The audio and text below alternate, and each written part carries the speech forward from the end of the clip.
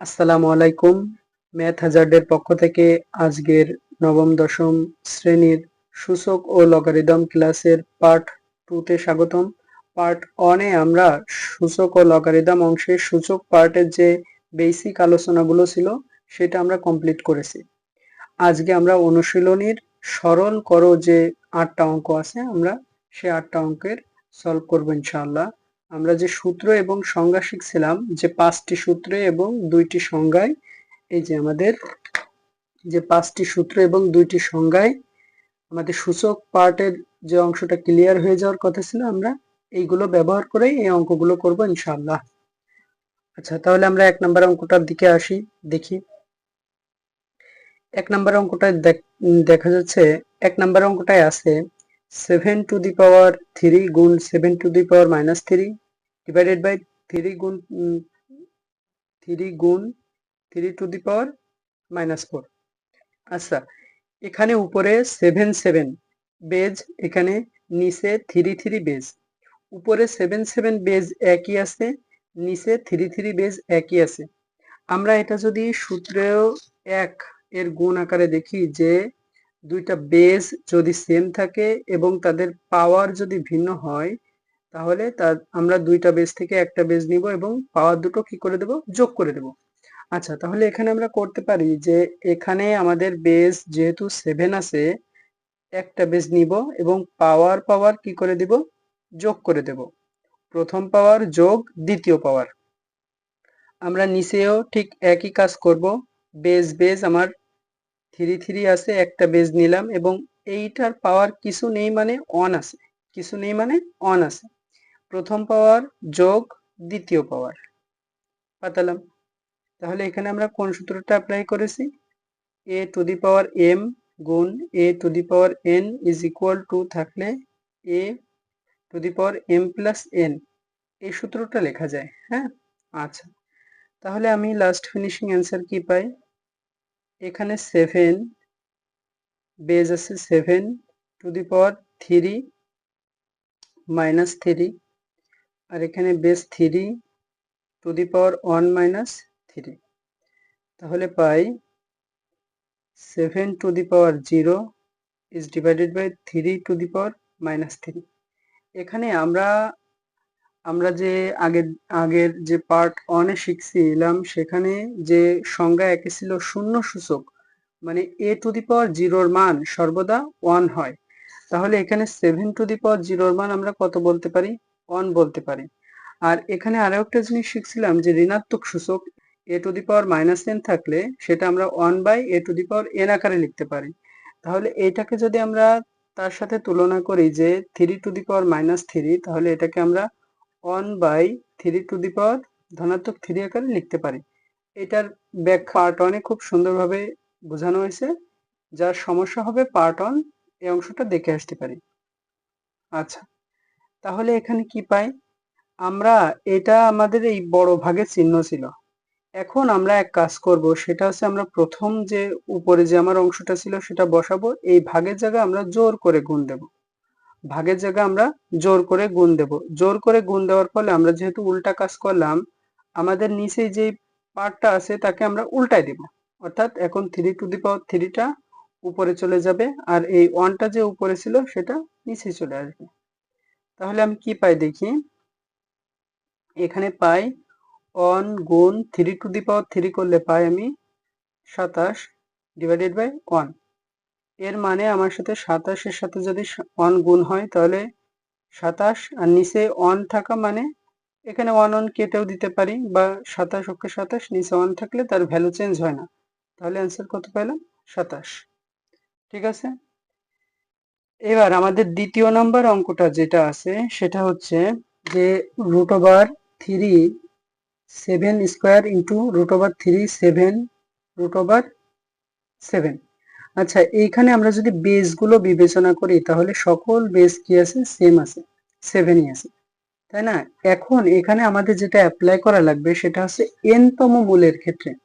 আমরা একটা জিনিস শিখে আসছিলাম, যদি রুটের ভিতর এরকম n তম মূল থাকে আর একটা সংখ্যাকে যদি a দ্বারা প্রকাশ করা হয় তাহলে সেটা কিভাবে লেখা যায়, সেটা লেখা যায় n-তম মূলের ক্ষেত্রে লেখা যাবে a to the power one divided by n, a to the power one divided by n এই আকারে আমরা লিখতে পারবো।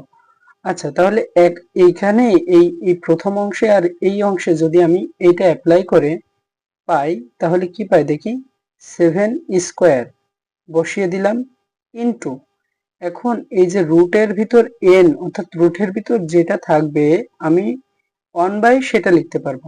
তাহলে এখানে রুটের ভিতর 3 আছে, তাহলে আমি এখন 1/3 লিখতে পারবো ইনটু এখানে 7 7 থাকলো, এখন এখানে রুটের ভিতর কত আছে 3, তাহলে আমি এখানে কত লিখতে পারি 1 ডিভাইডেড বাই 3।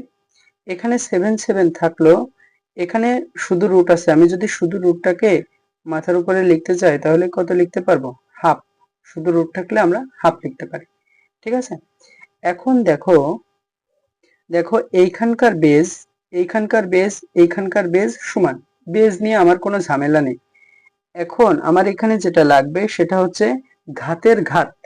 এইটা দেখো 7 এর উপর 2 একটা ঘাত, আবার 1/3 একটা ঘাত, মানে এই দুইটা ঘাতই এই দুটা ঘাতের বেসটা সেম, মানে 7 এর উপরই এই দুইটা ঘাত অবস্থিত।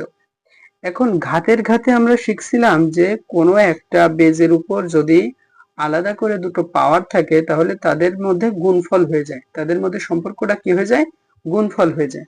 তাহলে এখানে আমরা বসাইতে পারি যে 7 বেসটা আমরা সেম রাখলাম, আর এই 2 আর 1 ডিভাইডেড বাই 3 এটা যদি গুণ হয়ে যায় তাহলে আমরা কি পাই, 2 ডিভাইডেড বাই 3 ইন্টু এপাশে কি ছিল 7 to the power 1 divided by 3 আর নিচে ছিল 7 to the power 1 divided by 2। আচ্ছা, এখন আমার উপরের অংশে 7 7 বেজ একই, দুইটা বেস থেকে আমি যদি একটা বেস কমন নেই তাহলে কি পাই, দুইটা বেস থেকে আমি একটা বেস নিব, আবার সে আমার যে সূত্র এক গুণের প্রক্রিয়া ছিল যে এ যদি সেম থাকে তাহলে আমি একটা বেস নিব, দেন পাওয়ার দুইটা যোগ করে দিব।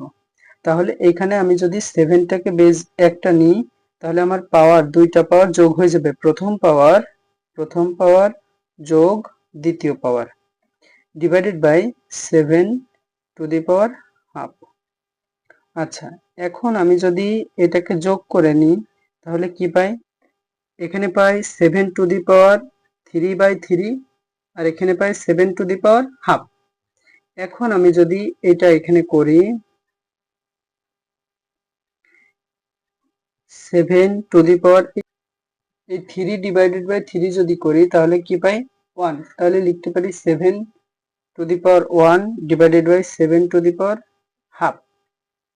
এখন আমি সূচকের ভাগের যে নিয়মটা আমরা জানতাম যে এই আকারে যদি a to the power m a to the power n এই আকারে যদি কেউ থাকে, এবং একটা জিনিস লক্ষ্য রাখতে হবে যে দুইটা পাওয়ার m আর n এর ভিতরে কোনটা বড়।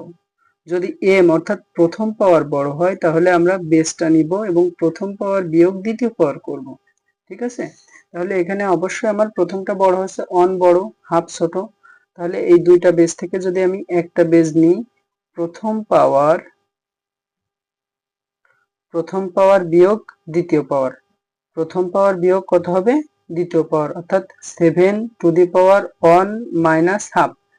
এখন 7 to the power 1 minus half যদি করি, ধরো 7 to the power 1 minus half এটা যদি করি তাহলে 1 থেকে যদি হাফ বাদ দেই তাহলে হাফ থাকে, 1 থেকে যদি হাফ বাদ দিই তাহলে কত থাকে, 1 থেকে 1/2 বাদ দিলে 7 টু দি পাওয়ার 1/2 থাকে। এখন 7 টু দি পাওয়ার যে 1/2 আছে সেটাকে যদি এই 1/2টাকে আমি যদি সামনে নিয়ে চলে আসি তাহলে সেটা √7 হয়ে যায়, কেননা প্রথম দিকে আমরা দেখছিলাম এই যে এই রুটটাকে আমরা যখন উঠাইছিলাম তখন হাফ দিছিলাম, তাই না। তাহলে এই হাফ থেকে যখন সামনে ফেরত যাবে তখন আবার কি দিতে পারবো, রুট দিতে পারবো। আশা করি এটা ক্লিয়ার। এখন আমরা 3 নম্বর অঙ্কটা দেখব।